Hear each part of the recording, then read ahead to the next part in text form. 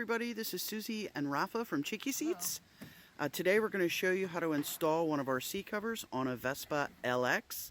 This time we have a beautiful whiskey seat cover with French seams. And so here we go. Rafa is going to start at the back. You can do this while the seat is on the bike. You just flip it up. And then pulling around to the front. Just don't worry about the sides for now. Pull around to the front and over the nose. You're going to notice a black line all around the inside of the seat cover. That lines up with the edge of your seat for optimal placement, or what we call the sweet spot. Now that the front and back is aligned, you can put the sides, stretch it over the sides.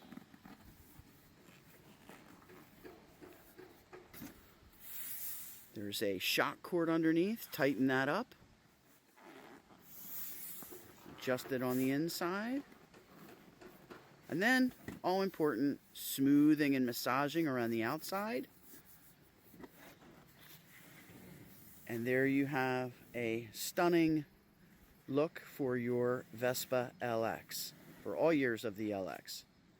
Thanks very much. Bye.